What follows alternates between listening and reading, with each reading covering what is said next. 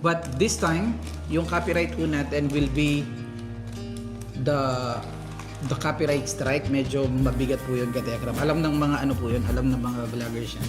Gayan nyo po si Tito July Punito. At saka sa mga defender natin, ganun po yung fair use. Nakatanggap po tayo ng demand letter na galing po kay Kuya Dave. Siyempre, ano po ito,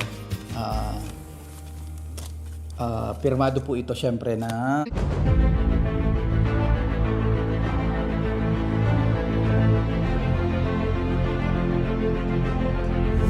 Ayun, shoutout guys, muli po, welcome to my YouTube channel. Ito po si Kuya July, ang inyong katugang, ang inyong kalingap na muling babati po sa inyo ng magandang araw, magandang gabi, sang sulok man po tayo ng mundo naroon. At sa araw na ito, meron tayong panibagong vlog. Pag-usapan po natin yung patungkol po sa demand letter na natanggap po ni Tekram ho mula po kay Dave, mga kabayan po natin.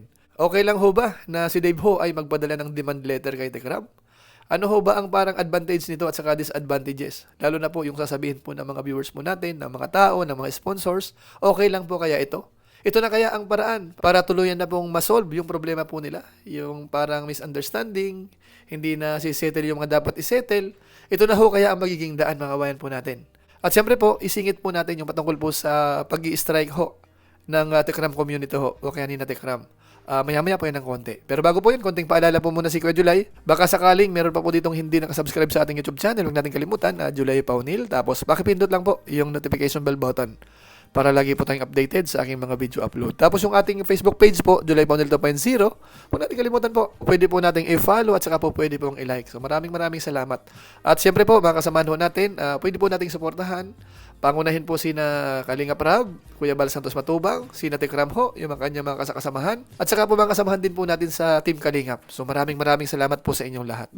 Ngayon tuloy na po tayo, pag-usapan na po natin itong pinaka-latest na nalaman po natin kagabi dahil naka-live si Tekram ho, nanonood tayo. Ang isa po sa pinaka-highlight ay yung patungkol po sa demand letter na kanila pong natanggap.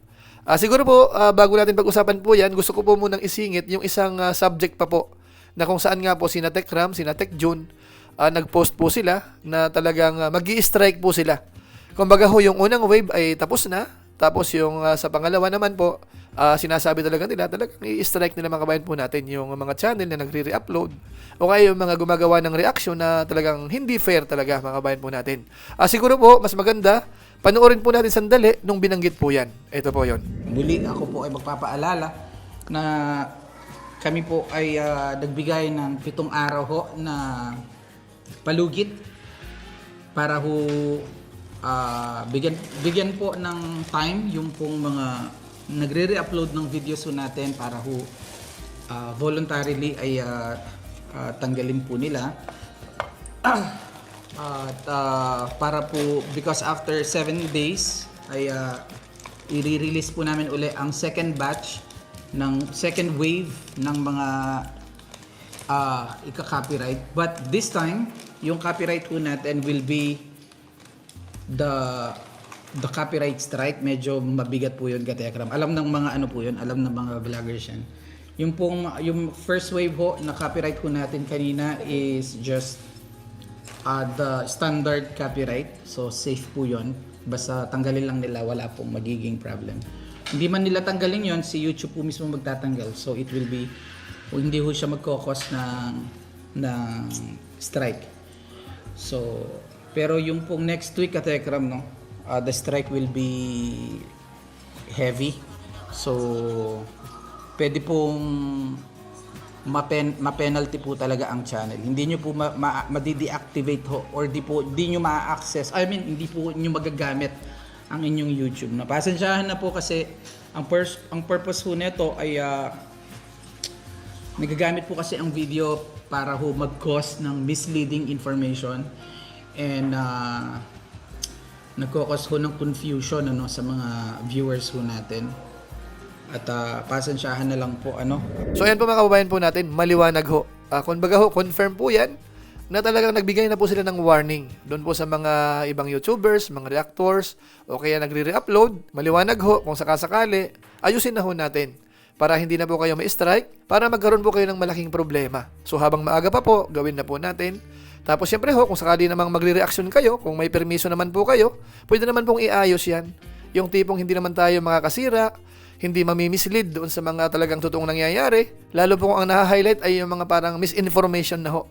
So talagang nakakasira po yun ng community, lalo na po yung Tekram community. Alam naman po natin na malaki na po yan. Tapos kilala naman po natin sila na talagang malumanay lang. Kumbaga dahan-dahan lang, hinay-hinay lang sa mga bagay-bagay. At tayo po ay nagpapasalamat naman kasi tayo nga po ay recognize naman po nila na nagre-reaction sa Tekram community. And si Tito July Punil. Ayan. Shoutout Tech Jun, Tech Foren sa lahat. Kinig-kinig lang sabi ni July Punil. Opo. Gayan niyo po si Tito July Punil. At saka sa mga defender natin ganun po yung fair use nung pong paggamit ho ng mga video. Kumbaga, magre-react ka, o ganito, magpi-play siya, tapos magre-react ka. Yun po yung fair use. Pero yung i-re-upload mo ng, download mo, re-upload, gawa ka ng crap mo lang yung video, puputol-putulin mo, tapos ano po yan. It's not fair use po. So ayun po, salamat na lang po kina Tech John po, kina Tech Foren, kina Tekram siyempre. Dahil siyempre kasama rin natin, paminsan-minsan ako po yung nakakapag-reaction din po sa kanila. At alam po natin, ang Team Kalingap at saka po Tekram community, yan po ay magkakaibigan. Kumbaga ho, sina Kuya Bal, sina Tekram, yan po talaga ay may samahan yan, sina Kalingap Rab, sina Tech Jun. So sana ho, yung mga ganyang relationship ay magtagal ho. Kung sakaling may mga misunderstanding sa mga supporters, siguro ho, hinay-hinay. Ang isa alang-alang po natin, yung mga sinusuportahan ho natin ay nagkakaisa. So ngayon naman po, pumunta na tayo dun sa pinaka-main subject ho, yung patungkol po sa demand letter. Una, gaano katotoo ho na nakatanggap po sila? Panoorin po natin ito. Ayan. Shoutout po dito sa mga tao dito. Ano muna tayo? Parang gigil gauge.